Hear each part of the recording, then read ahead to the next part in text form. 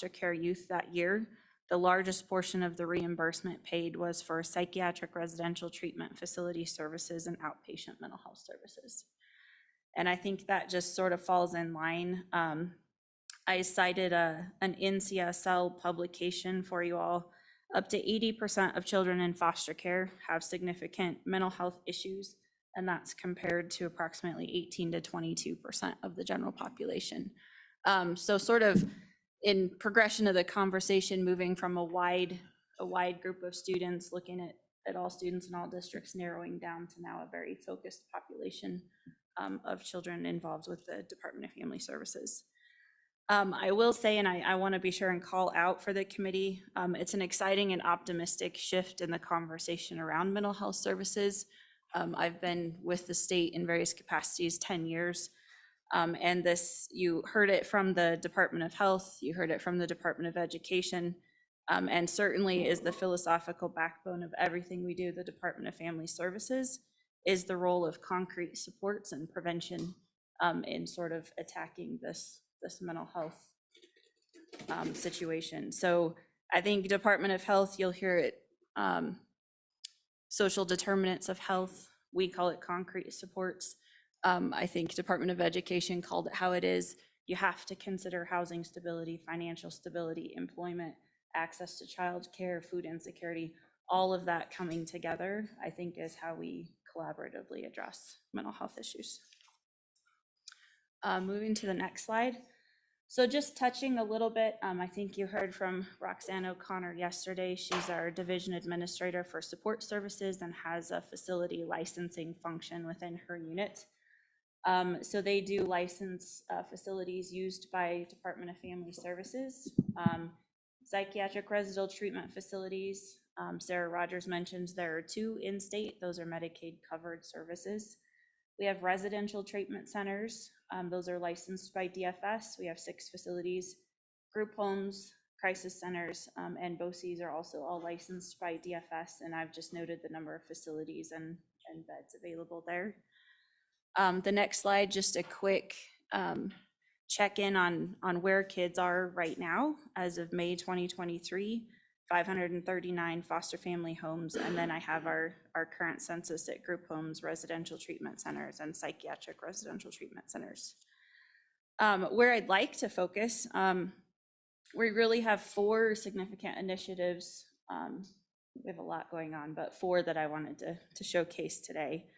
Starting with the Interagency Children's Collaborative, and anybody that listened in to the Mental Health and Vulnerable Adult Task Force meeting learned a great deal about the Interagency Children's Collaborative.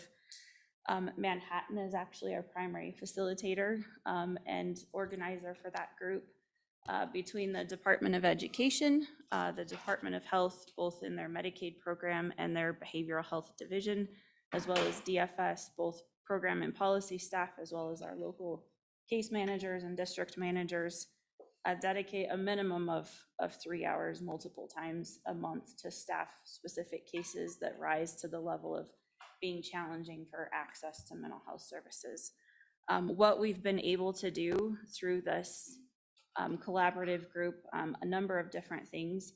We've been able to work on blended funding agreements where, despite sort of the regulatory requirements on agency funding streams, we've been able to work around some. So we've removed reimbursement as an access barrier to mental health services.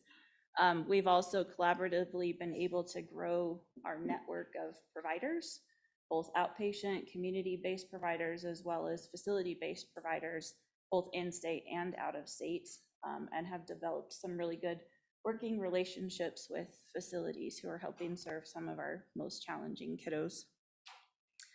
And I'm really excited at the opportunities with that group to look at some cross-agency education, some program education, so that we all know what's happening in each other's divisions and agencies in terms of mental health. It makes us more effective when we're looking to case manage and help some of these kiddos. The second big initiative, the behavioral health redesign, and I heard Director Johansson mentioned that.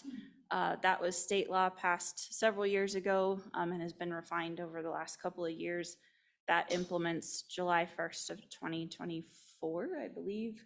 But within that state law, there were statutory definitions created recognizing the role of the Department of Family Services and our families' needs specific to substance use and untreated mental health.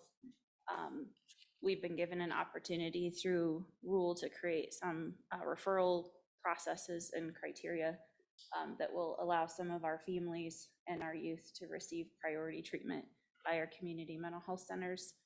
So we're very excited to watch the impacts of that project roll forward and to look at ways it might reduce a family's involvement, length of time involvement with the Department of Family Services, opportunities it may create to reduce the need for out-of-home placements.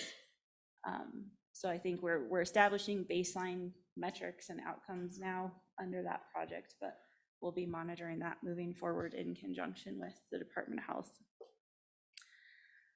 The third initiative I wanted to highlight, and this has really been an effort with our Wyoming Youth Services Association, our WYSA providers. It's been an incredibly strong and collaborative relationship. We've come to the conclusion we all have the same goals and outcomes and different ideas on ways to get there. So through some transparent and ongoing conversation, we've really been focusing on adjusting DFS's reimbursement for services in a way that removes custody relinquishment as a requirement to access services. So in no situation should a parent be asked to relinquish custody in order for a child to access services. So starting with crisis center services, that's been in place. It's a blanket reimbursement for those services at a community level. You don't have to be involved with DFS. You don't have to know who your local DFS people are. It's just open access to support those services. We were able to accomplish something similar with group home reimbursement. The facilities worked really hard with us to move away from a per day reimbursement to just a set contract rate, where now they're able to accept and support voluntary parent placements. The youth don't have to be court involved. They don't have to be known to DFS to receive those services from the group homes. Residential treatment centers is a bigger area to try and look at, just with the connection and relationships to the court-ordered placement statutes and educational reimbursement, but certainly something that's on our radar. So we've had a really good success there. And the last thing I just wanted to call out, the plans of safe care was a piece of legislation enacted this last spring that creates a process for hospitals and physicians and clinicians to work with families when there's been a substance use concern identified either prenatally or after the birth of the child, to sort of outline some requirements for safety planning and some prevention support and immediate intervention at that time, hopefully with the intent of deferring any need for DFS involvement at any point with that family. So we're working on internally some draft rule. We'll have that ready to roll out. That's been a collaborative project with the Department of Health, Erin McKinney, and the Plans of Safe Care Task Force. There have been a lot of people involved in that. So we're really excited to see where that project takes us as well. And that's what I had for you today. Okay. Representative Preventer. Thank you, Mr. Chairman. Probably people are seeing a theme in my questions. What's the gap? So in terms of like wait lists or, children that need some of these services for maybe residential treatment centers or other services, what's the gap there that the state is not able to reach? I think you also mentioned in out-of-state placements for some of our more nuanced cases. What does the state need to do there so we can keep some of these kids closer to maybe their families, or so that Wyoming can help them instead of out-of-state placement? So thank you. Chairman Representative Provenza, so I think that's a lot of the conversation of the task force We've had some high-level policy groups try and tackle that, and I think really with the organized effort, that will be the group that comes forward with final recommendations. I think from our perspective, we have, for the longest time, funding seemed to be the barrier for children accessing treatment. And I think the work that we've been able to accomplish the last 2 years has really removed funding as a barrier. Now it's locating appropriate services, and appropriate identification of need is becoming really important as well, that we can have kiddos get to junior high and not have been diagnosed as autistic until, you know, that late in life. So looking at early prevention, intervention, Dan Mayer with the BOCES, Region 5 BOCES, has been super innovative in coming up with earlier identification tools. So I think there's a lot happening: earlier identification, earlier intervention. And then on the back end, we're always going to have children with high needs. I just hope we can get that group down a little bit. Thank you, Mr. Chairman. In my other committee where we see each other often, we've talked about the boys' school, and I know that the state, through our more severe budget cuts, really took some funding away from our boys and girls school. And sounds like there's been kind of a gap in being able to have the appropriate level of mental health care potentially at those facilities. And so I'm wondering, have we refunded? It sounds like funding is not a barrier for a lot of this stuff, but I'm wondering for our kids that are ending up in these facilities, does the facility have all the tools they need to meet that gap? Because I know they're seeing more kids that are coming in with mental health crises. So what do we need to do anything in terms of being able to provide care there? Chairman Representative Provenza. So I think the thing for us to keep in mind is neither one of those facilities were ever missioned to be mental health treatment facilities.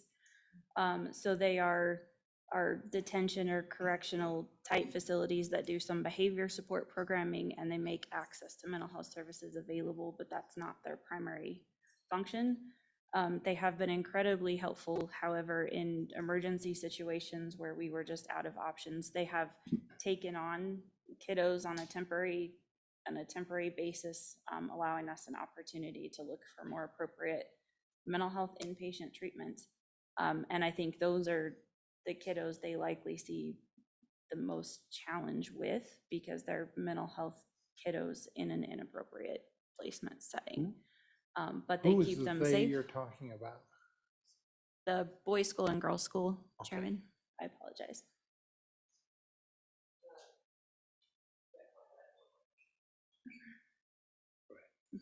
Thank you, Mr. Chairman. Again, since the boys' school's in my district, I really appreciate what you said about what their mission is and what they've been asked to do in a very difficult period of time as we're scrambling to find solutions. It's really one of the reasons I raised the issue about regional centers for more high needs situations, because the boys' school, I recently toured the boys' school, and they really have done a yeoman's job in a very difficult situation. That they were not, it's not really part of their direct mission, but they rose to the challenge as best they could. And I think as pointing the need for something else beyond the boys' school. So I do appreciate you pointing that out, and that they really have worked very hard, and they have a few specific situations still there.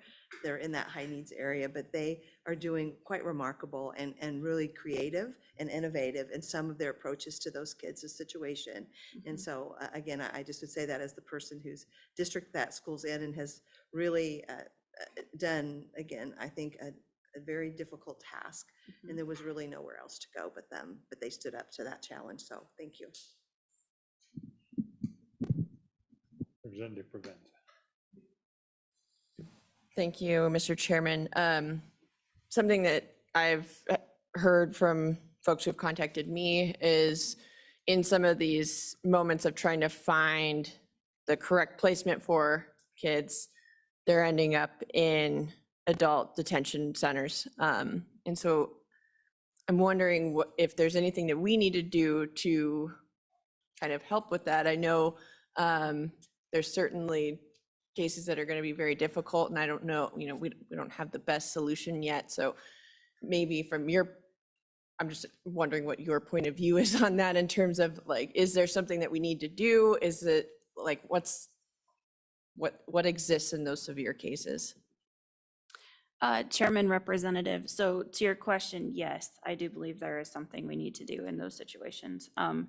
Any child that has to stay in detention 6 to 9 months waiting for access to mental health treatment, I think there's something to be said about the appropriateness of that. I am excited and optimistic, however, with the Mental Health and Vulnerable Adult Task Force, and I think you'll hear from some of those provider groups. We have some incredibly strong partnerships with WAMSAC, with WISA, between the Department of Health, Department of Family Services, and I think they have some really good ideas on ways to move forward.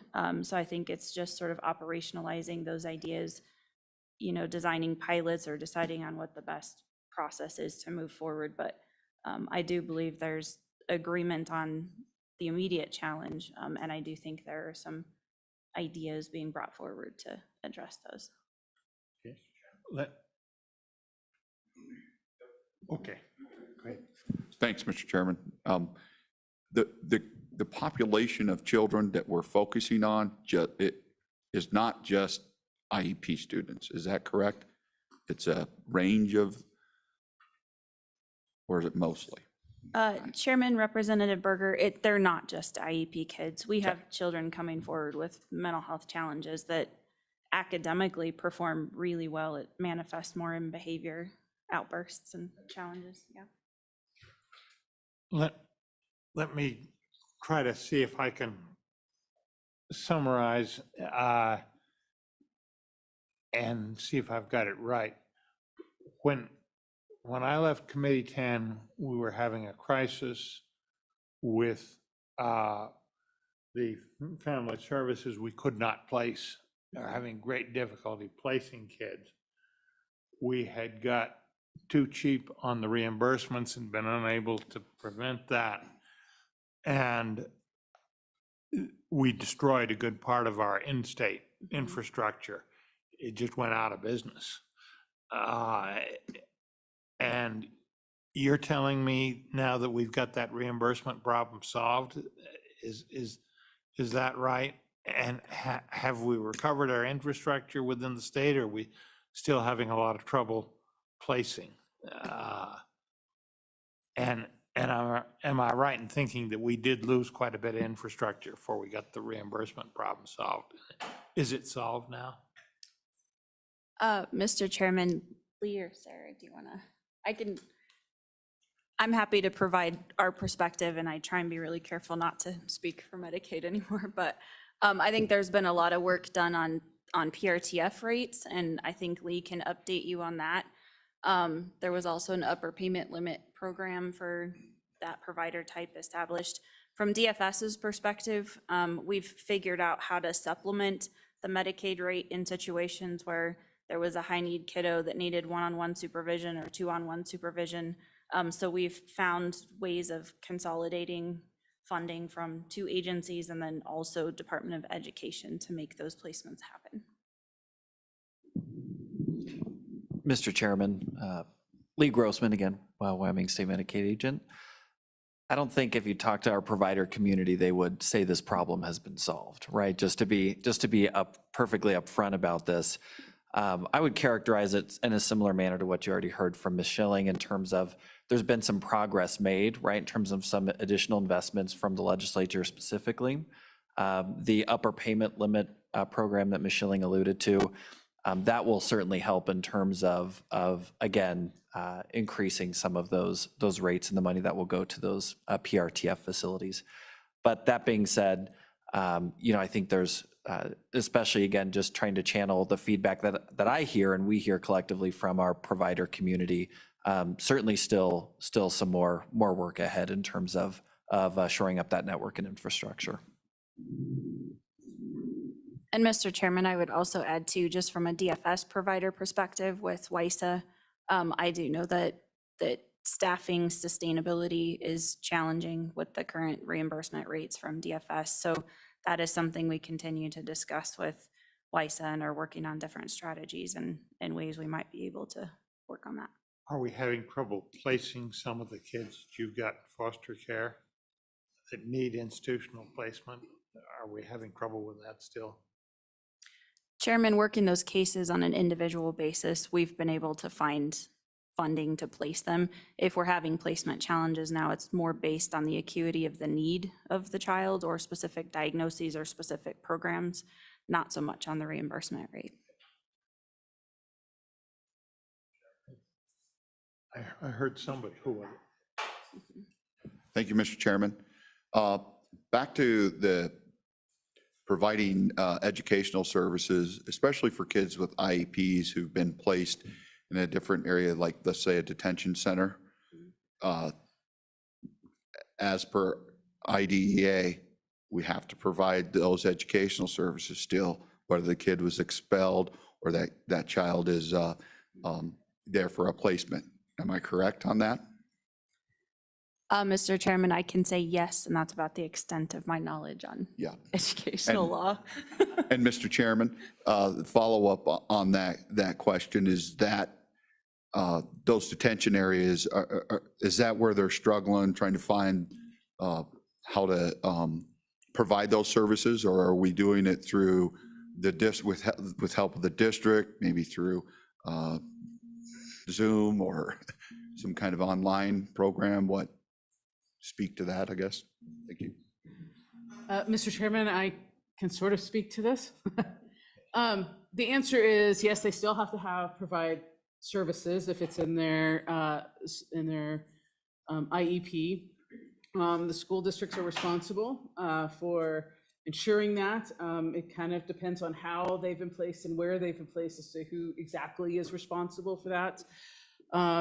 A lot of times when they're placed in another school district, the residential school district and the school district where the student is placed are partnering to provide some of those services and those kinds of things. But the answer is yes, they definitely have to have those services. Okay. At this point, I think we've exhausted the questions. We've still got voc rehab. We're going to take a break, it being after 10:30 now. We'll be back 5 minutes to 11 and deal with voc rehab, and then we're going to go through the list of people that signed up to talk to us. We need to get this done by noontime, and we're going to start losing committee members at noontime, I understand, so.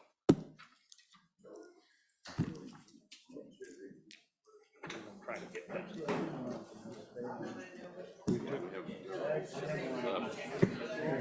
We've got a lot to try to deal with.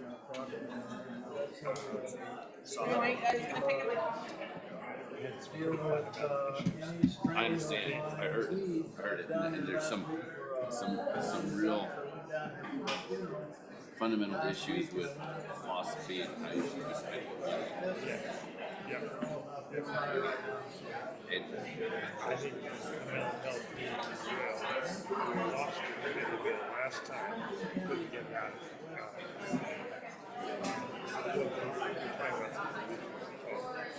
okay. Well, I'm glad that I hope we can get it hammered out so that the Senate is happy because anything is better than nothing.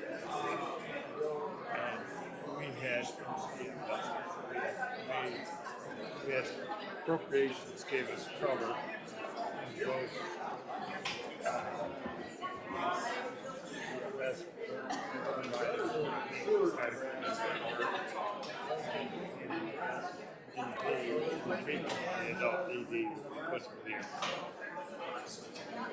Hey, Ken.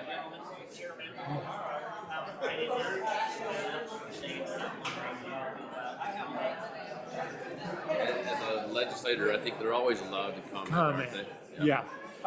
Can you do it after lunch? Okay.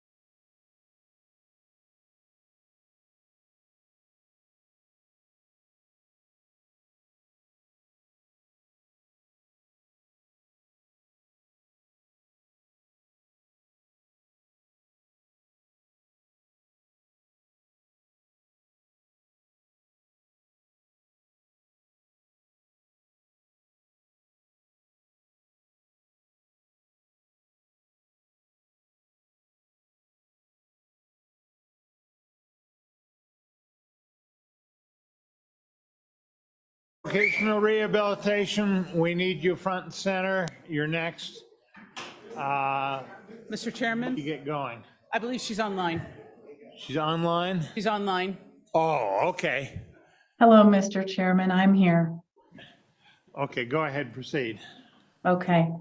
Thank you, Mr. Chairman. Good morning and good morning, members of the committee. I am Holly McCamey Simone. I am the Workforce Program Administrator, and I'm here to speak with you today about vocational rehabilitation. Vocational rehabilitation assists folks with disabilities or potential disabilities in preparing, obtaining, maintaining, and stabilizing and progressing through an employment setting.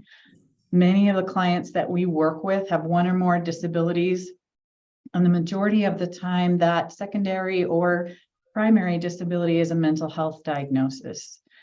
We work with youth, and our vocational rehabilitation counselors are actually partnering with schools, going into the schools and providing pre-employment and transition services. So I thought I'd give you a quick overview of Voc Rehab and then really look at how our programs support our youth in those schools. Next slide, please. Be warned, I'm starting to show some symptoms. So here's on the left, the majority of our programs that we have under vocational rehabilitation. Our Wyoming Relay services are for those who are deaf and hard of hearing and they need to be able to communicate via telephone. We have independent living unit, also a business enterprise program for those small businesses that we help start up and give guidance on. And then we have a vending program. You might see in some of those state buildings, there's vending machines, and a portion of those proceeds go to help our Voc Rehab clients. So on the right-hand side, you'll see those pre-employment transition services. So that's really where we focus on our youth in the state of Wyoming. There's no eligibility process. They can be potentially eligible, meaning anyone in that school district can say, hey, I think this student's struggling. There might be a barrier or a disability, and would you work with them? And we can start services immediately. There's no plan for employment that's required and limited records that are needed. And then they can access 5 of our core services. Our objective is really to partner with the schools and the family and that client and look at exposure to different types of careers and jobs and help them throughout high school, but then also when they transition into the workforce. Our pre-employment transition services are focused on age ranges 14 to 21 and school attached, meaning they're in high school or college or in one of our boys or girls schools. Okay, next slide, please. This next slide shows our DVR grant award. So it just gives you an idea where our funding is at. 15% of our federal award is set aside for these pre-employment transition services. And so you can see that our total award for the last 5 years and then that 15% set aside. The Voc Rehab program started in 1920 as the Soldiers Act and then became the Rehabilitation Act of 1973. And in 2015, when WIOA, Workforce Opportunity and Innovation Act came into law, we were tasked with setting aside a certain portion to serve our youth. Next slide, please. Here's our pre-ETS youth statistics. You can see the number that we serve. Just a side note that 2023 is not finished yet. We go through September 30th, so we expect that number to be near 1,000 students served in 2023. It's important to note that 78% of all the youth that we serve have a mental health diagnosis, and our goal is to really work with, again, the client, the parents, the school district, help stabilize disabilities, make sure they have resources and referrals, and then focus on transitioning into looking at careers and potential employment post-graduation. Next slide, please. VR transition services are a part of the continuum of the services that VR can provide. And it begins with those pre-employment transition services, which represent the earliest set of services that are available to students with disabilities, regardless of whether or not they have applied and been determined eligible for our full menu of VR services. So here you can see those 5 core services that we provide, and those are provided in all voc rehab agencies statewide. So counseling on enrollment opportunities, post-graduation, helping them with their self-advocacy, a lot of job prep training and work readiness training and work-based learning experiences. So sometimes we help with job shadows or internships or work experiences and making sure they have good hands-on learning experiences, and sometimes mentorship as well. Next slide, please. Just wanted to highlight a few of the partnerships we have in place. There's quite a bit of research out there that students with disabilities, for them to experience those smooth transitions into adult life, education and VR really need to partner and work together, which I feel that we do pretty well. So we work with our education partners. We have 16 VR offices that serve all 48 school districts. We also partner with our colleges and training entities, and of course, the Wyoming Boys and Girls School. And then we have strong partnerships as well with our mental health folks, and we refer and do case coordination a lot with them, especially when it comes to self-advocacy, making sure they're getting to their mental health appointments. If they need any necessary accommodations, we can sometimes consult with that and provide certain pieces of that. We also work with Department of Health and do some referrals to waivers and support services, of course, our behavioral health institutions. And then we do have some youth we serve that are involved in juvenile probation and foster care youth with DFS. So I just have a couple more slides. Lastly, I wanted to just highlight a couple of the programs we're utilizing. This is a partnership with University of Wyoming. It's called the Innovation Workshop. And you can see we're coming to Casper, Cheyenne, and Laramie. But it's a hands-on workshop where we bring in 3D printers, lasers, and different software and allow students who are working with us through those pre-employment transition services to get hands-on training, take free courses, reserve the equipment, and then earn badges and skills, kind of like a micro credential. And then those can lead to different job experiences and career pathways. So that's been a really fun and innovative partnership with the University of Wyoming. And lastly, just wanted to let you know, this is one of our first collaborations we did in Riverton, and it's called Pathways Program. And one of our main partners for that is the Wind River Casino. And it was a grassroots project in that Riverton area of many folks who wanted to provide some more hands-on job experiences and work experiences for our youth. So they gain classroom skills in resume writing, interview etiquette, job application, those kinds of readiness practices. And then they get to gain actual work experiences in several areas like housekeeping, food service, ground maintenance, laundry, hospitality. So that's the end of my presentation. Thank you, Mr. Chairman and members of the committee. Please let me know if you have any questions. Questions? Okay, seeing none, thank you very much. We have next on the agenda, the governor's office shows on the agenda. Did that get adequately covered in the pre-meeting, or do you want to add something to that? Quickly.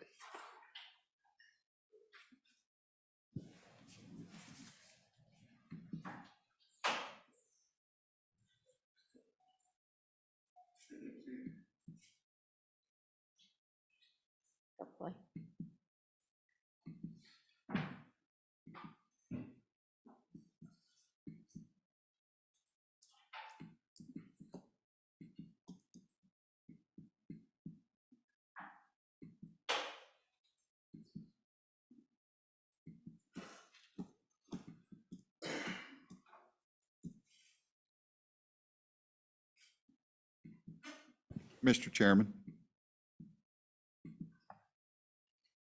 Yes. Mr. Chairman, I just wanted to, while we're waiting for a second, give a shout out to, in my career, I've worked over 20 years, and shout out to DVR and what we've done with them in our school programs and working with our kids with disabilities with DVR and the services they provide. And it's been very, very helpful. Been a great partnership, at least where I'm from. And I've seen it all over the state. Good to hear something's Okay. working. I could tell you many stories, but I'm not gonna, I'll save you the long-winded stories. Okay? Thank you. You ready?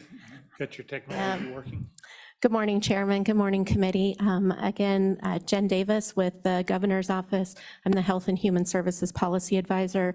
Lachelle Brandt is our Education Policy Advisor, but she's not able to join us today, so I'll be covering this topic for the both of us. I know that we're short on time today, so you all have the slides in front of you, so I will quickly go through this information, but wanted to share a few thoughts of our efforts out of the Governor's Office. So the governor started with a health task force during the pandemic, which was really related to the response to COVID, and that later morphed into the Governor's Health Task Force, which has been dedicated to looking at all things healthcare related. Through that, mental health has been a discussion that has been embedded in every topic, from primary care to aging to payment reform to EMS response, et cetera. So we kept getting emails from our constituents around the state, as I'm sure many of you have, asking what we're doing about this mental health crisis in Wyoming. And so Governor Gordon has been very committed to wanting to do more in this space and really making sure that we're intentionally looking at these issues.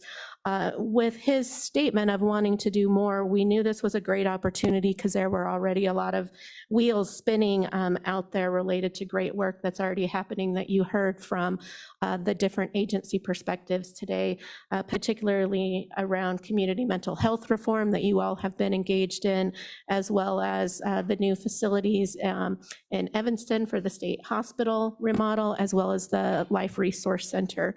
So there was a real opportunity to do more. And as we talked with stakeholders, what became very clear is there is a lot happening. If any of you tuned into the task force on mental health and vulnerable adults last week or week before, you probably heard a lot about efforts going on around Wyoming. And so as we dug into this, we learned that there was a lot going on. However, what we really learned is there was not a lot of coordination in that effort, and not intentionally. I think it's a lot of just how Wyoming's landscape is. We're very spread out. We're very small in many locations. And so we tend to operate in silos just because that's how we often survive by doing our work.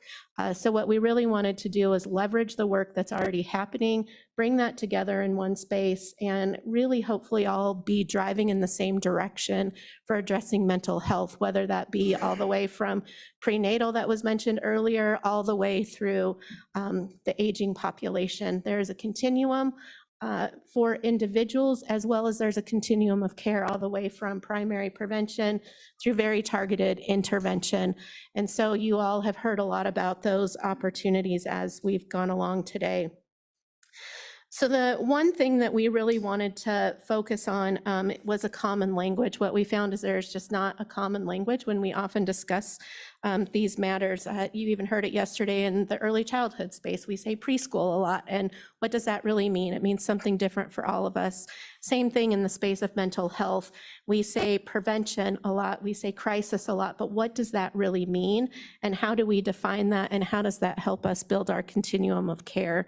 So that was one of the first things that we wanted to focus on. So that really led into further discussion around the Adverse Childhood Experiences Initiative, which has been embedded in this work of just creating a common language around trauma-informed care.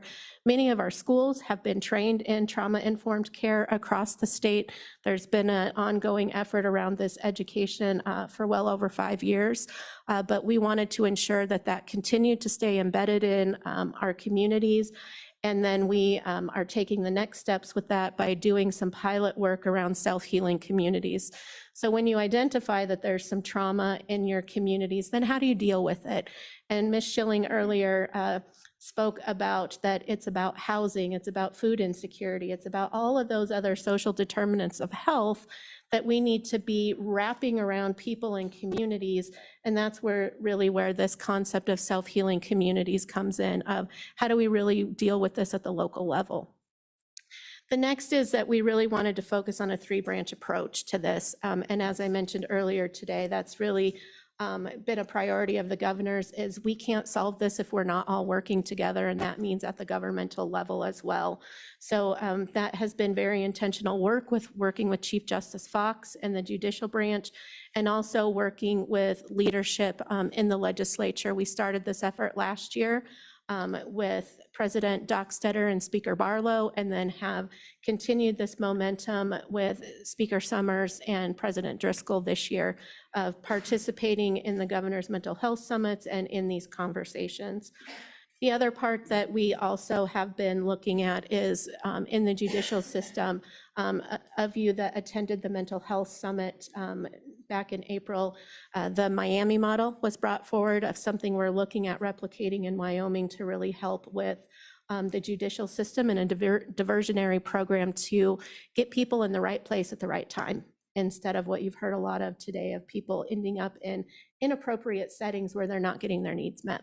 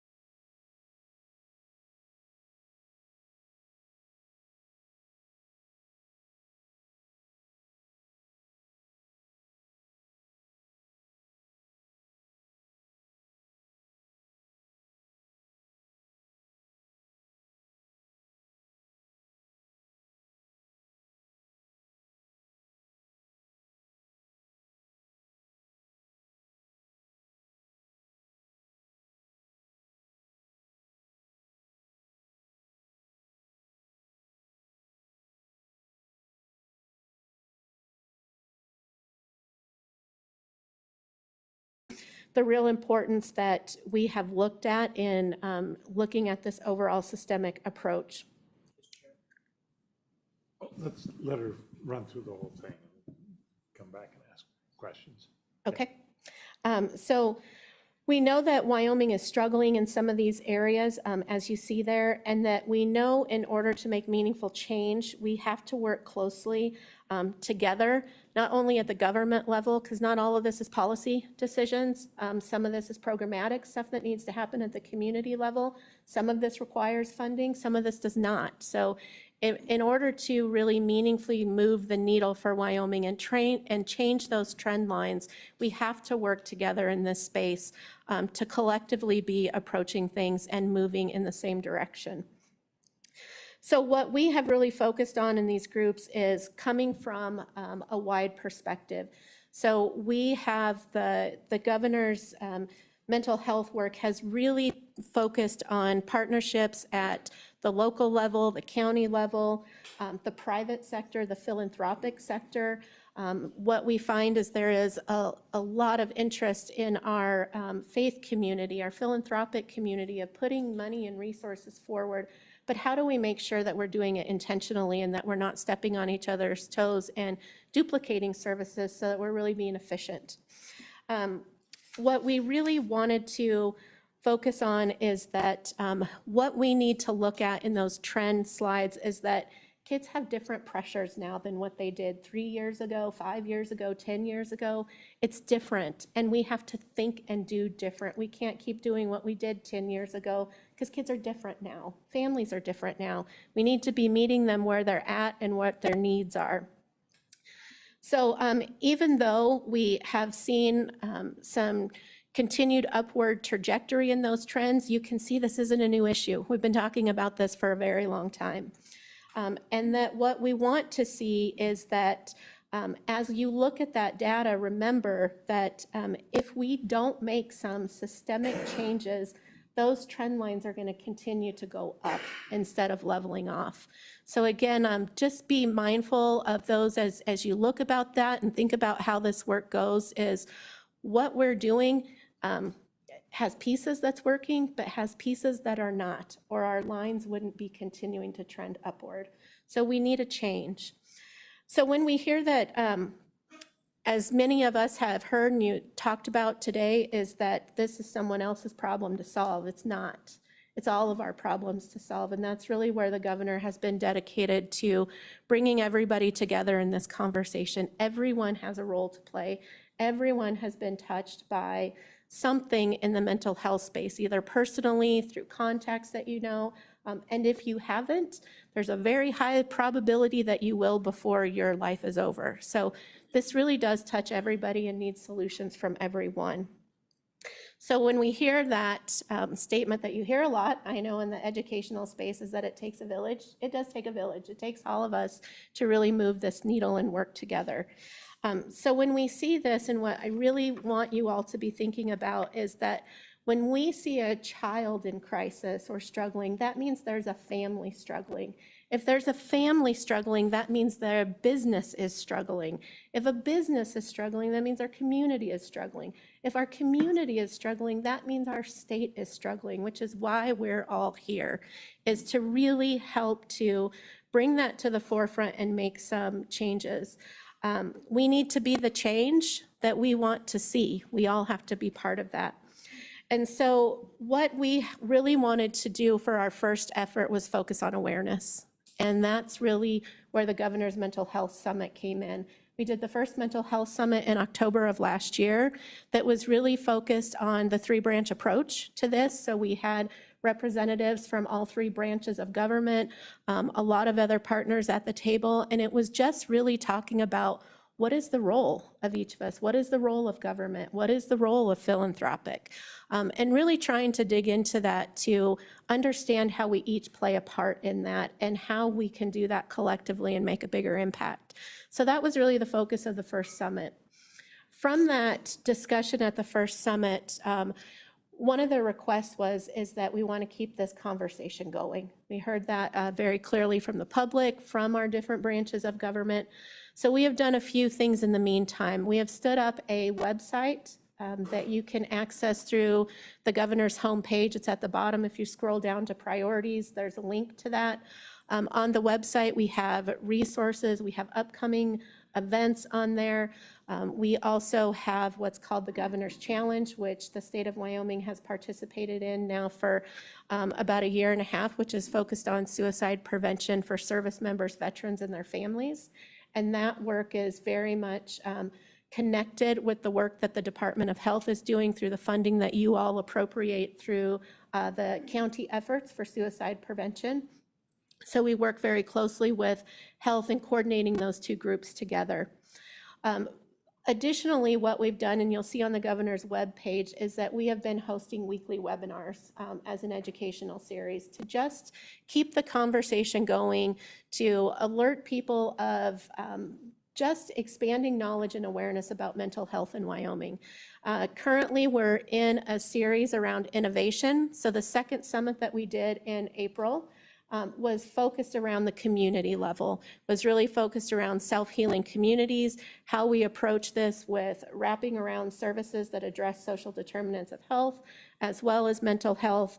And so through that information, we really talked about innovation. What are local communities doing to address this with their own residents, and is that replicable in some other parts of the state? So several programs presented at the last summit, and then we've been hosting weekly webinars with different programs. So Project Aware just presented on Monday this week. The week before, we had Sources of Strength present, which is another program used in the K-12 system in some of our districts. We have the Bighorn Economic Development coming up in June to talk about what they've done in Shell, Wyoming. So Little Shell, Wyoming is doing amazing work of elevating this conversation and promoting awareness. So what we really want to highlight is, again, how can communities be thinking about what they can do, and how can that be replicated across the state? The other thing that we have focused on in the governor's challenge, or in the governor's work, is the governor's challenge, which has 3 priorities in that, which is around access to care, around resources, and then around prevention and lethal means. So that group, again, is well connected with the Department of Health. And finally, I'll just leave you all with saying that as part of the continued efforts of the governor, we've also been having roundtable discussions, which the committee this morning had the opportunity to meet with some of those members and just talk about the efforts happening across the state. It is a wide stakeholder group from all different entities. And what we're focusing on is setting a vision for systemic operations in Wyoming. That group has narrowed down to 4 priorities. The first one is access to care for all. The second priority in that is to decrease recidivism. The third is to decrease suicide. And the fourth objective in there is to decrease stigma. And so the decreasing stigma is really where the summits came out of, and the continuation of the conversation and the webinars. So we will continue in that space, but again, I think a great opportunity that you all have as you move forward for K-12 is that's a great place to start for stigma reduction. That's the next generation. When we can elevate kids to understand the importance and talk about that it's okay to need help in that space, just as if you break your arm, that's really where it starts. And so again, hopefully you all will consider that as you continue to have your conversations. And then, I'm sorry, one more point I just want to make is that workforce has been a big topic that you have heard about, and I'm sure we'll continue to hear about today. We have a group that has been focused on healthcare workforce and have prioritized 2 areas. One is nursing and the other one is mental health. So we're really looking at the continuum for mental health providers and how we can get more providers in the state of Wyoming, and what does that look like, all the way from entry-level positions to our very high-skilled physician-level positions. So that work is also happening. Also happy to share any information about that. The National Governors Association is coming to Jackson in 2 weeks to dig into this with us some more for our region. And so just so you know, that is definitely part of the bigger conversation. And with that, I'll stand for any questions that you all might have.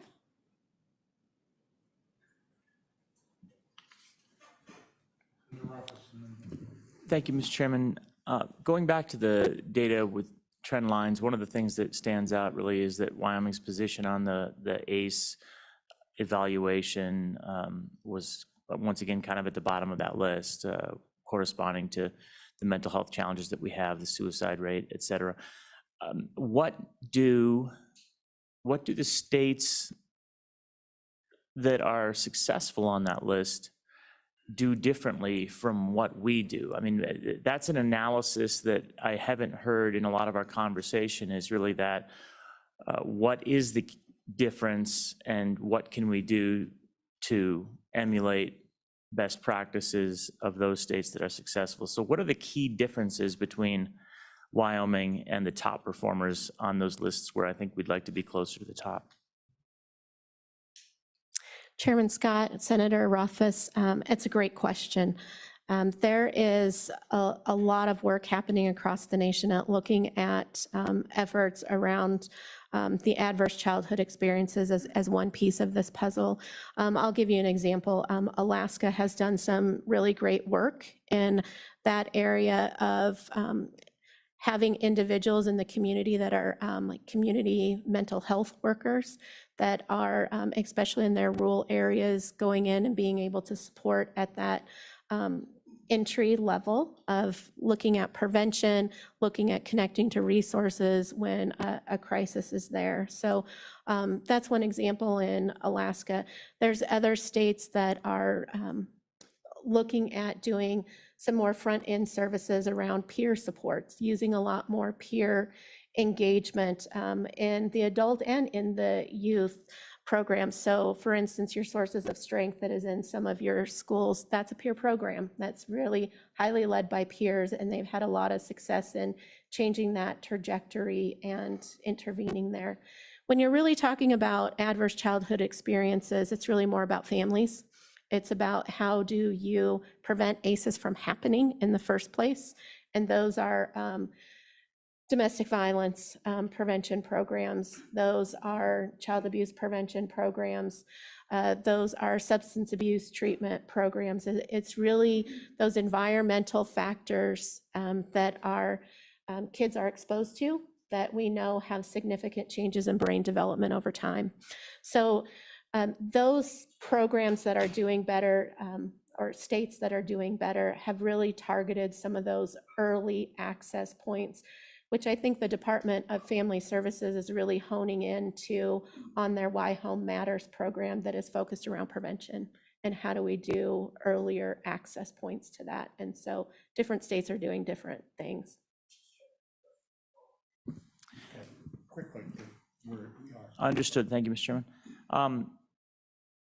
With these, are there any states that have been dramatic movers? I mean, I was looking at the data, and Massachusetts, for example, 12.6% have had 2 or more ACEs, where Wyoming is towards the bottom of the list, just around 25% for 2 or more ACEs. So this data has been used for a while, looked at for a while. It seems like what we would want to identify are states that have moved on this list. They've implemented policies that have shifted them from the 25% range that we're at down to the aspirational range of 12% or less. Have we identified any states that have been meaningfully successful in changing their data? Chairman Scott, Senator Rothfuss, yes, I participate on a group through the National Governors Association that is focused in this space. Massachusetts is a great example. They have done a lot with one of the programs that Ms. Schilling talked about, Plans of Safe Care. That has been a significant program that has been implemented in different states, Massachusetts being one that does a lot of work in that space, does a lot of work in early childhood spaces that has really moved the needle, which again, why this conversation today connects so much to the conversation that you all had yesterday.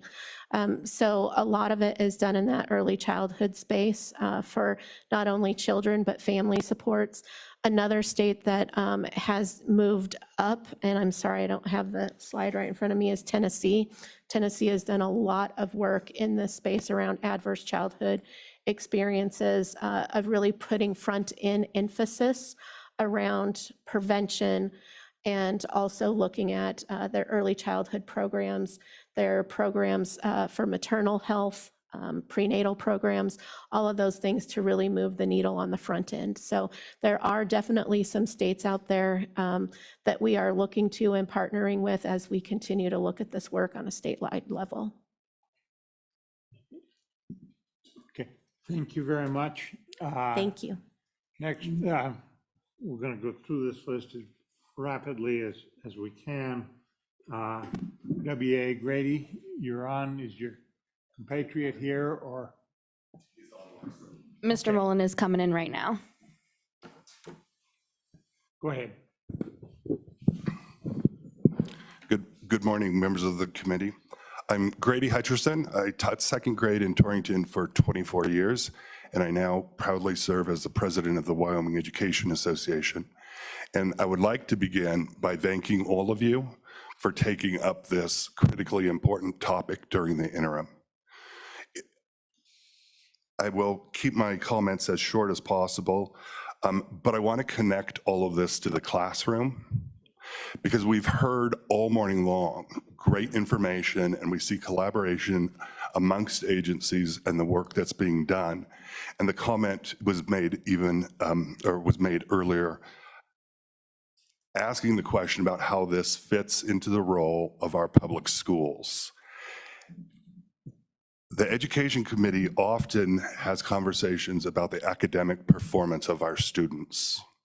And when we are at this crisis level of mental health issues for our students, and there's an unmet need in our school, the number of students that are in need of services are not receiving those, it then has a negative impact on every single student in a classroom. When I'm in the classroom and I have a student with a social or emotional or mental health issue that's not being addressed, it becomes my job to balance trying to meet their needs, even though I'm not a mental health care provider. It takes away from my instructional time. It has a negative impact on other students' learning as well, because now as a classroom teacher, I'm having to address those needs, and therefore I'm not actually providing the instruction, let's say, for example, about the critical and important topic of reading at the early elementary levels. So it is imperative that we figure out how to address this crisis. To the point made earlier about whether or not this is applicable and should be in the school setting, I would say absolutely yes. That's where our students and that's where children are at. We've heard amazing testimony all morning long about the work that's being done, but I think we have to continue to roll our sleeves up, not just address this for half a day and then wait till the next interim committee meeting. We have to move faster. There's great work to be done, and I will stop there and I will turn it over to my colleague who's online. Okay, proceed. Mr. Chairman, members of the committee, my name is Tate Mullen. I'm the Government Relations Director for the Wyoming Education Association.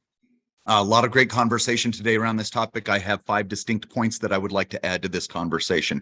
First and foremost, I want to reiterate that there is an unmet need that is impacting students in terms of their access to mental health services and their performance. I'm not going to go over the numbers that were presented, but there was a lot of information that showed where our rankings were at. What we're also seeing across the state is an increase in evaluations in students who are presenting with depression and anxiety, as well as caseloads for our school counselors and school psychologists. Couple that with the staffing issues that we are seeing across the state, we're compounding that issue. The second piece that I would like to add is that mental health services provided at the school level, they are not long-term mental health solutions, but they are stopgap measures to provide services while students and their families secure that long-term mental health. Again, to that question, is this something that schools should be doing? This isn't a long-term solution. This is that stopgap measure. And while we do applaud the work of Project Aware and others, the fact of the matter is that amongst a lot of our community members and within our community mental health services, there is a wait time. And we cannot afford to have those students who are at risk for suicidal ideation, suicidal attempts, depression, and anxiety wait till they receive that care while they're on that wait list. The third piece I'd like to add and reiterate to President Hutcherson's point is students who have access to quality mental health care services, they come to the classroom prepared and ready to learn. The older that we get, the harder it is for us to remember what it was like to be a kid, right? And if you remember your world at that time, it was family, friends, and school. So if there's a disruption in any one of those areas, your world gets thrown out of whack pretty quickly. So as education, an education that focuses on the whole student also focuses on their access to mental health services. This is the big one. While we have had a great discussion about services provided to our students and what districts are doing and what different programs are doing, we need to recognize that what is behind those services, those quality services, are the highly qualified personnel that provide those services.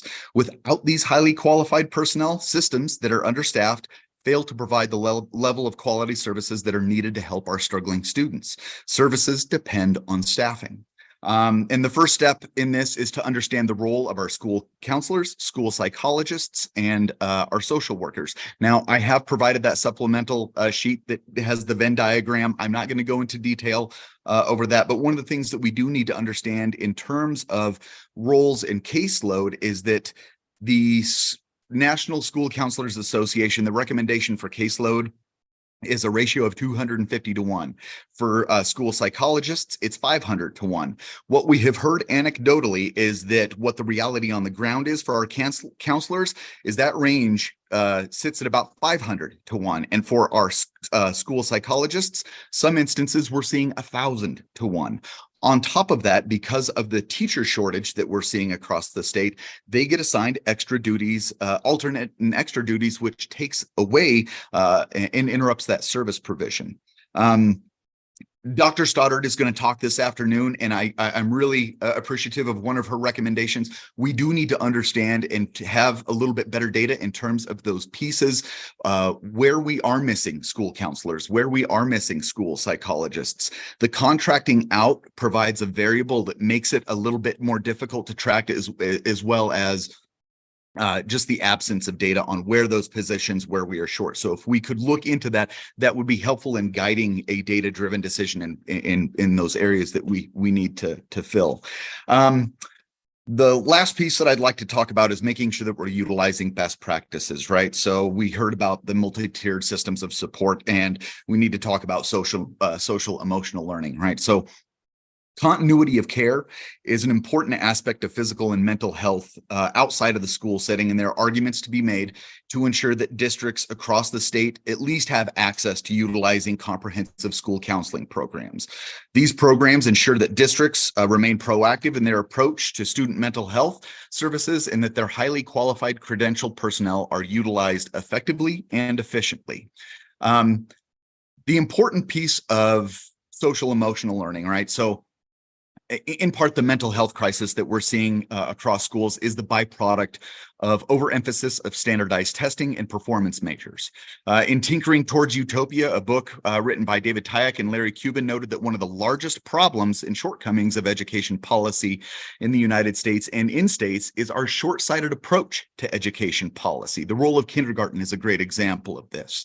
All right, so the kindergarten movement in the U.S. started in the 1800s, adopted the ideas of educational theorist Frederick Froebel, who put forth this idea that those students who play, those students who use creative, imaginative, and spontaneous play are better suited to learn later on down the line. All right, so the science of learning over the years came to recognize the importance of social emotional skill building and what we now refer to as SEL. So that self-regulation is massively important. That's what we should be doing in kindergarten, where our students learn how to interact with the educator, where they learn how to interact with a group of students.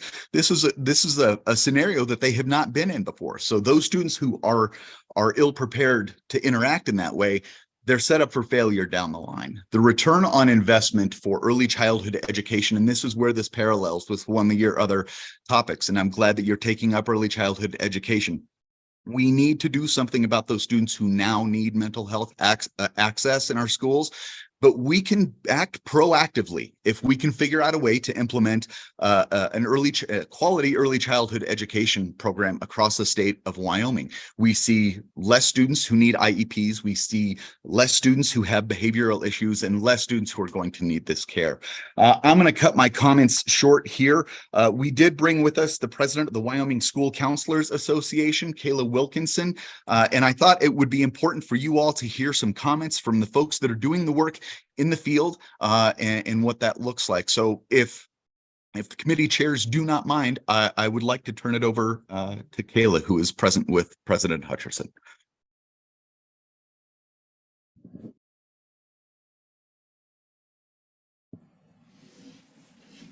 Chairman, thank you.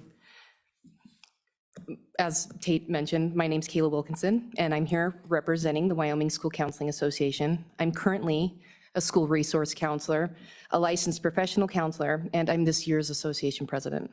First, I want to thank you all as members of this committee for taking time to address this issue of mental health in schools. I believe with your support, we can begin taking steps in a positive direction. It is a complex problem, and it does require all stakeholder involvement. And our school counselors spend countless hours serving their students, their schools, and their communities. Their plates are being continuously filled with extra non-school counseling duties. A lot of that is due to confusion about our roles, our training, and even something as simple as our title. I'm going to summarize a statement made by the American School Counseling Association concerning the use of the term guidance counselor. Historically, the term guidance counselor has been used to refer to counselors in schools, but this term has evolved to just simply school counselor.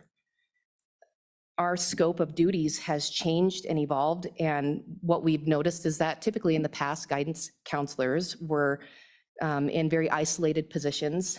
They worked reactively, a lot of times only with a few students, and they're very limited when it came to students' post-secondary options. School counselors today are proactive and data-driven. We have extensive training in mental health, and we are meant to be available to all students. We play an essential role in the school improvement process, and we are trained in developing, managing, and evaluating comprehensive school counseling programs. The impact of these programs are evidence-based, and their impact is measured via school achievement data, attendance data, and behavior data. The thing is right now is that school counselors in our state are finding it hard to effectively focus on meeting the current needs of their students due to the lack of understanding about what it is we are actually trained to do. Due to this, we get burdened with many non-school counseling duties. For example, building a master schedule, being the testing coordinator for a particular school, or maybe even the building's 504 coordinator. Sometimes we even see a lot of burden being placed on school counselors for record keeping and, basically keeping transcripts. In fact, just an example of last week, we have 6 highly qualified individuals at the school across the street. And last week, they were running at half capacity because they were in charge of IB and AP testing. That doesn't stop student mental health crises, but we didn't have half of our counselors to help address the needs of the students in our building. In short, I would just encourage this committee to use this information to not just consider different funding opportunities for helping address these issues in schools, but to also consider how we can better utilize the qualified professionals that we already have in our system. There's a lot of us, and there is a need. I thank you for your time, and I'm open to any questions if you have any. Thank you. Thank you all very much. Superintendents, at least I've got them on my list. Jay Curtis, Park 1, Joanne Flanagan, Fremont 25, and Teresa, I can't pronounce the last name, Lincoln 1, And LSO, I'm going to ask you in a little bit how much flexibility we have with Dr. Stoddard and the 1 o'clock time. Go ahead and proceed. Mr. Chairman, she's aware that we're running behind, so she was planning on being available all afternoon. Okay, so we've got some flexibility. So go ahead, we'll try to get this done before lunch and then complete our list after lunch and then go to Dr. Stoddard, if that's all right with you. Okay, go ahead. Good morning, Mr. Chairman, co-chairman, members of the committee. I'd first like to certainly compliment this committee. This morning, I've been wildly impressed with the depth and level of questioning and the genuine curiosity and care about this topic. I can tell you that just in the several hours that I've been here this morning, my discussion has changed dramatically because I'm not going to rehash what everyone else has said. So that's the beginning of wisdom. I've got quite a few notes here. If I jump around a little bit, I apologize. But I am going to just start with, so Park One Powell was part of the original cohort of the Project Aware starting in 2021. And there were quite a few questions that were asked this morning, and I'm going to do my very best to connect up what does that look like actually in the school. So first of all, a little bit about Park One since I've been there. This is my 6th year in Powell. I was in Meeteetse for 7 years prior to that. And I have had a focus on mental health as superintendent, my entire time as superintendent. My wife is a school counselor, so there might be some bias there, might show through a little bit. But I think that I do get a unique lens into the mental health struggles of our kids. So first of all, I just want to briefly talk about the tiered approach. We have in Powell been systematically constructing this tiered approach. This is really hard work. And the resources provided by our funding model do not fully provide for it. And I'll talk a little bit about that later. This is not me coming up to you saying, hey, you're not providing enough. I'm just simply going to kind of match up what things look like on the ground in comparison to the resources that are provided. So tiers 1 and 2, just to clear that up, those are school-based, almost always. Tier 1, that's what every kid gets. And in Powell, that tier 1 represents a few things. Number one, we have spent a lot of resources training our teachers, and not just teachers, training our teachers, training our bus drivers, training our cafeteria staff, training our paraprofessionals. Every adult in our buildings does play a part in this. Number 2, we have finally gotten K through 12. Every kid in our system does receive social emotional learning lessons, and looks a little bit different at each level. And just so that I can answer the question, because I always get asked, well, how much time does that take out of the school day? The answer to that is it's 1 time per week. We have intervention period scheduled in both our middle school and our high school called Panther Time and Zap Time, and it's 1 day a week. That time is dedicated to those students receiving social and emotional learning. Everyone before me has talked about the importance of social emotional learning in schools. The only thing that I'm going to add is that the research is settled on that. It's no longer a debate whether or not it's effective. It is. We've seen it. Tier 3, that's where Project Aware comes in for us, and we do subscribe to the model of MOUs. We have a crisis intervention MOU with Yellowstone Behavioral. We have therapy MOU in place with One Health. And then we have substance abuse or substance addiction MOU with Chrysalis Treatment Center in Powell. In all cases, we make a referral. So every teacher can make a referral, a parent can make a referral, school counselor can make a referral, administrator can make a referral, but I will tell you that none of that happens. It does not move forward unless the parent signs off on it. And one point that I want to make is none of this really works if we don't have parents on board.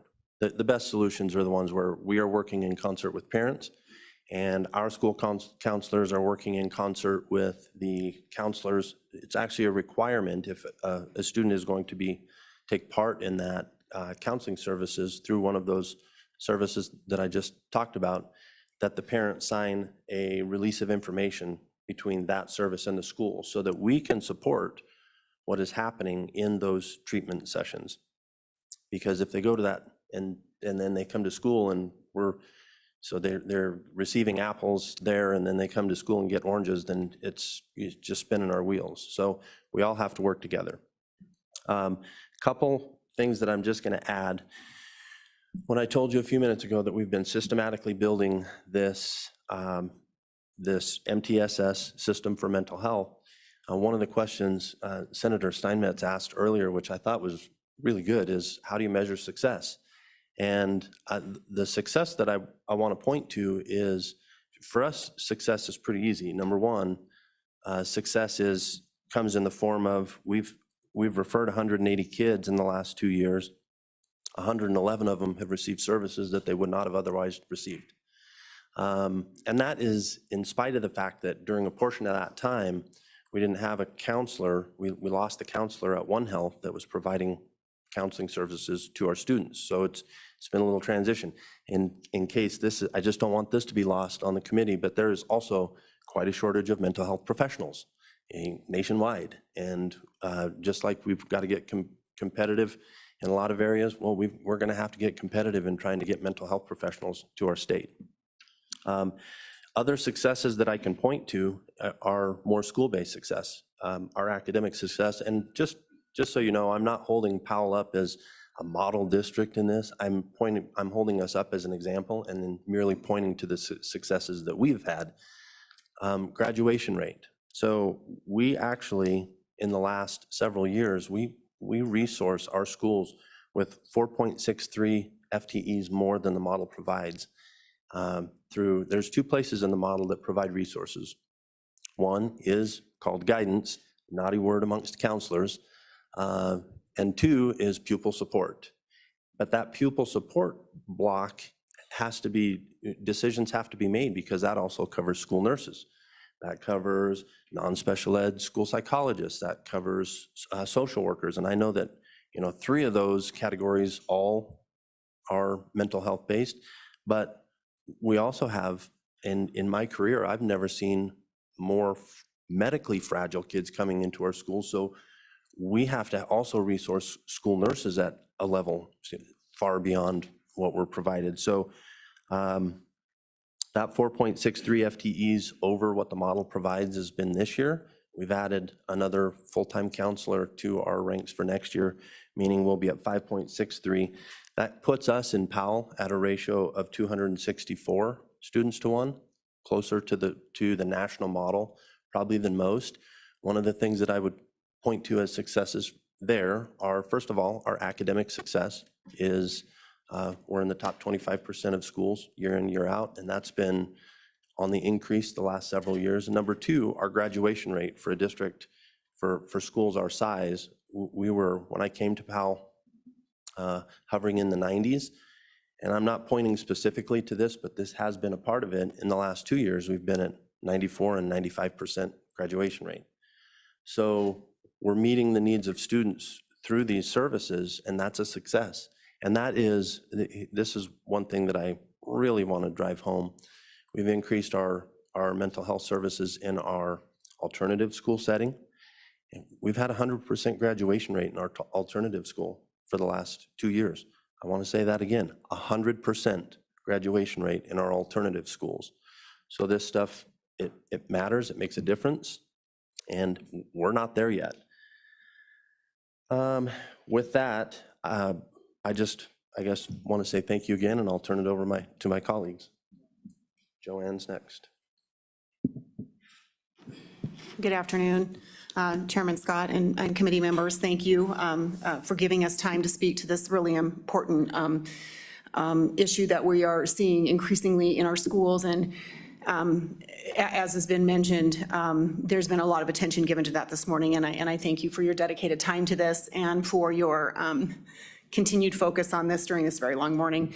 One thing I just want to add, and then I'm not going to repeat, but I will say yes to most everything that was said here. But I just also wanted to make sure that everybody was understanding that the model sources counselors only for the middle school and the high school. So if you, in our district, we provide counselors at all levels because we believe it's necessary to do that well before the middle school.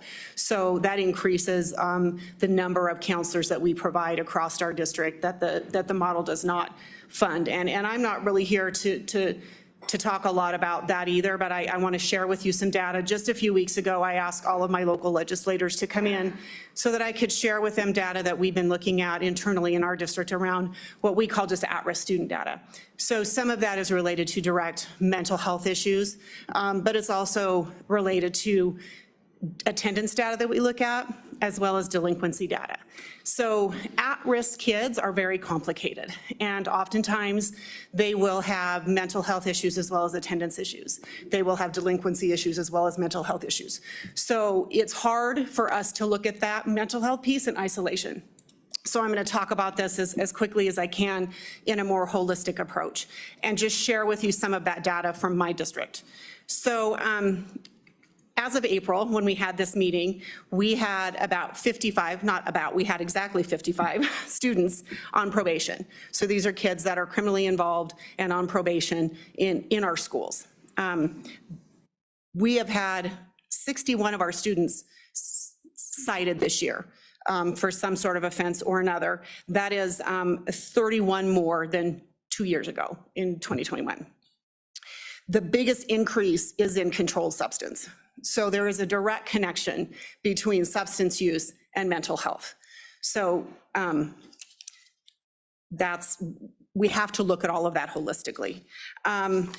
We've seen a significant increase in the number of students that we are referring and placing in WBI acute, which is the acute side of WBI is those kids who are at risk for self-harm and suicide. And so 2 years ago, we had 4 student admissions. This year, as of April, we've had 27. We've had, in 2021, we had 81 student days at St. Joseph, so that's a little bit different way that we track that, but we had 81 student days. This year, we have had 145, and we're counting. The year is almost over, but this was as of April. And we had 5 student days of placement in the WBI residential 2 years ago. This year, we've had 357 student days of placement. So those are the kids that we look at and we see those issues being, we call them our neglect, abuse, mental health students. So we have our sort of criminally delinquent issues with kids. We have our mental health, abuse, neglect kind of kiddos, and then we track our data as well on attendance. So we have 2,400 students, K-12, roughly. So as of April, when I put this data together, we had 140 students at that time that were considered willfully absent based on the new state statute that we have in place around tracking willfully absent versus habitually truant. For those of you who may not be super familiar with that, because some of you are new, willfully absent really defined in statute is those are kids that aren't coming to school because their parents are not making them come to school, versus a habitually truant student whose parents are doing everything they can to get them to school, but they're refusing to come. So we had 140 willfully absent students as of April when we shared this data. We also track our chronic absent, which we define as missing 20% or more of the school year. And we have an average, our 3-year average is about a 23% chronic absent student population. That is 552 kids. So the important link between the attendance is that you can take pretty much any high-risk kid you find in my district, and you can walk them back, and you will see poor attendance very early on in our school system. So that is another connected piece. So we look at the neglect, the abuse, the mental health issues, we look at the delinquency issues, we look at the chronic absent issues, and we find that our most at-risk kids are likely all 3. Not always, but likely all 3, 2 of the 3. So with that said, I want to talk just a little bit about some of the programs we have in place that we fund either through our model, whether the model funds it or not, we pull funding from the model because we have to, or we use federal programs and other grants. So we run a Spartan Academy in our middle school at every single level. So that is a dedicated program for students who are at risk due to 2 or 3 of these variables that I talked about, and they will get academic, small group academic support as well as SEL and mental health support that they need in a set-aside program at 6th grade, 7th grade, and 8th grade. That follows into the high school in a program called Wolverine Academy.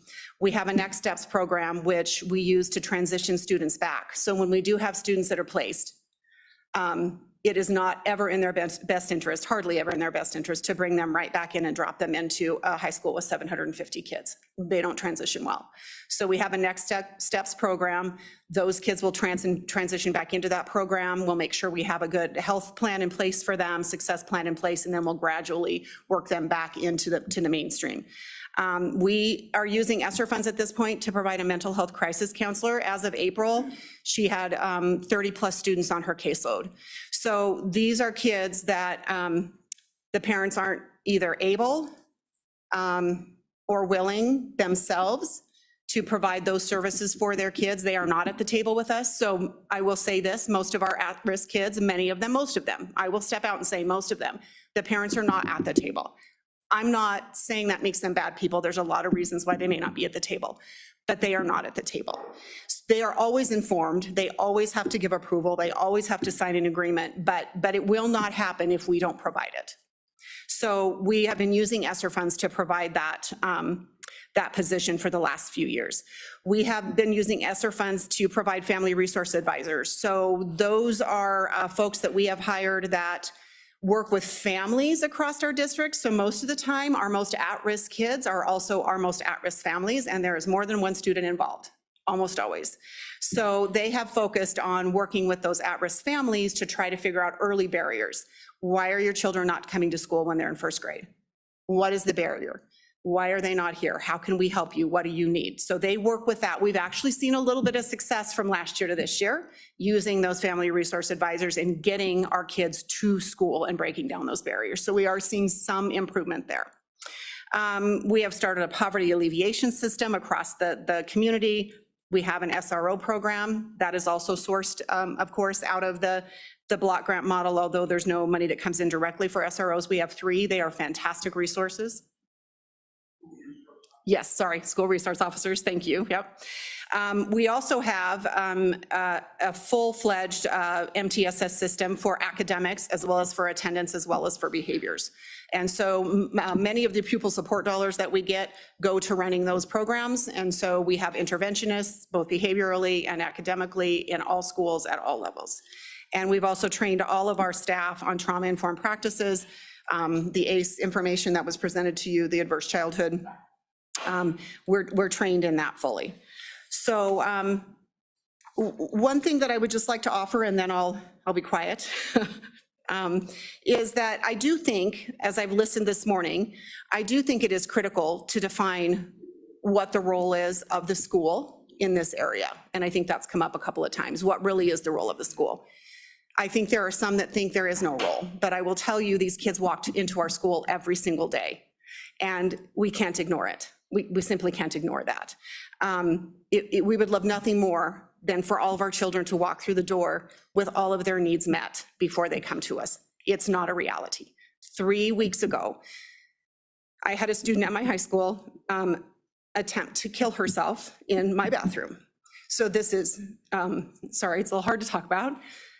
These are realities we deal with. The very next day, she was back in school. She's ours. We're going to take her and we're going to provide support for her and we're going to help her because she's ours and she comes to school. So it is, I think in one way, it's easy to say somebody else should be doing this. And I'm not saying other people aren't trying, but we are the one agency who sees every kid in this state. They come to us every single day. Not every other agency has that opportunity. We do. So I want to share that. And I want to just say that I think it's really critical, and I've been really, I've been really happy to hear the people that have been presenting this morning about the collaboration among the different agencies, because I think that's key. And one of the pieces that I talked about with the legislators in my local area when they met was that I do think it's important. I know that you are an education committee.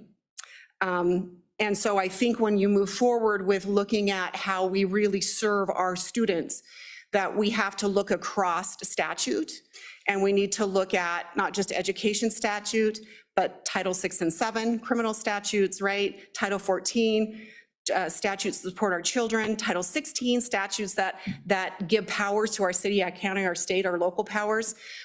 All of that needs to work cohesively together.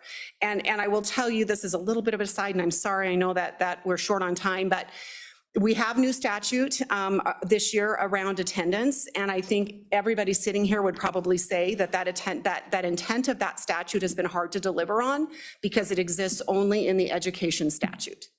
So we need to reach across those chapters, and we need to hold hands a little bit, and we need to tackle the problem cohesively. And I think as legislators, you have the unique opportunity to coordinate statute and to make sure that if we need to get something accomplished and we're looking at it through an education lens, that we also identify those other agencies and those other chapters in the statute that also need to be at the table so that we support each other in tackling this very significant issue. Thank you. I'm Chairman Scott, Co-Chairman Northrop and Committee. I'm Teresa Chalk, Superintendent in Lincoln County School District number 1. It's my 16th year there as superintendent and the 25th year in the district. I would like to start off with a statement from schoolsafety.org. Make schools, can you not hear me? One. No, we're Kimmer. Representative Allred's in Afton. Okay. I would like to start off with a statement from schoolsafety.org. Make schools safer by improving access to mental health services. Students often come to school with complex physical and mental health concerns or social service needs. Access to mental health services help to create a positive school climate, prevents worsening of mental health conditions, and leads to better outcomes for students. The mental health needs for students has grown over the past decade and continues to rise. For example, in my small district this year, we've had 3 students hospitalized for mental health issues, and 1 student took his own life. It's been a really tough year. Sorry about that. When looking at the funding areas that could be used for mental health, in my opinion, we get secondary counselors, pupil support, which as was stated earlier, includes our nurses and at-risk tutors. Lincoln One receives 4.52 positions under these categories, and we have 5 FTEs. My colleagues have stated they have more positions to support mental health over and above the funding model. It's imperative to note that the smaller the district, the less flexibility there is in the budget. This may be one area where size does matter when it comes to equity. The reason I chose to speak on this topic is to support mental health being in the funding model. Past recalibrations have stated the need for general ed behavioral support positions to be funded. This will not meet the need for mental health, but it is a step in the right direction, and it's definitely needed. I'm sure most of you are familiar with Maslow's hierarchy of needs, and when we're talking about mental health, it's way more severe than just physiological needs, safety needs, belongingness and love needs, esteem needs, and self-actualization. Because when you have a student that has an anxiety disorder, they may have all these needs met, but they don't realize it because of their mental health issue. So we cannot educate students when they have underlying issues impeding the learning process. The staff we have in schools are not trained to support or provide therapy to students with these mental health issues. Even when we talk about school counselors, their program is more about academic and career pathways, and even though they do get educated in some mental health issues, it's not a deep dive into mental health and treatment. I'm fortunate in Lincoln One, my counselors are certified counselors, but they are also licensed professional counselors, and they provide things like dialectical behavior therapy and cognitive behavioral therapy to students identified as needing that type of counseling. Our counselors also provide in the general education classrooms, social emotional learning curriculum, character counts, and at the alternative school, the Discovery program. All of this being said, if we go back to funding for counselors, at-risk, and pupil support, most of that is targeted academic support, attendance issues, before and after-school programs, remediation days, growth groups. The list is pretty endless for most districts. These are the areas school personnel are trained in and do well in providing support. As I stated earlier, school personnel are not adequately trained in providing mental health treatment, counseling, or therapy. And before I close, I just wanted to respond. Special ed was talked about a lot today, and special ed versus general ed. There are 3 prongs to qualify for special ed, and you need to meet all 3 of them. You have to have a disability. That disability must adversely affect education, and the student must need a specifically designed instruction. Most mental health kids do not meet prong 3. There's other issues impeding their learning, not that they're not intelligent and can't do it. So many of these students do not qualify for special ed, but may qualify for 504. 504 is an unfunded federal mandate, which is why there's a need for additional funding when it comes to school in this area. So to meet the needs of students in our schools today, we have to develop a pathway to providing these services in school. I sincerely appreciate your time and attention to this matter, and at the end of the day, every one of us in this room is here to support students and the educators in our great state of Wyoming. Thank you.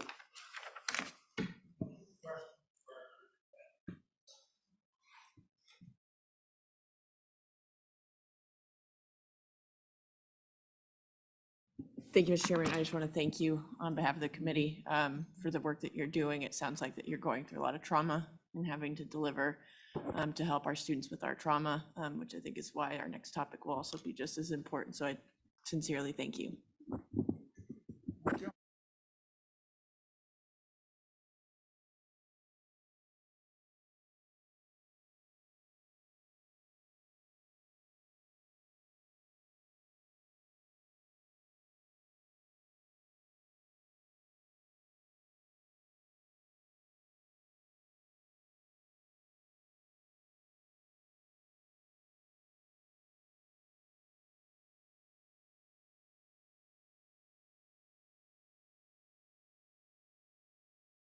.130 and go through them as rapidly as possible.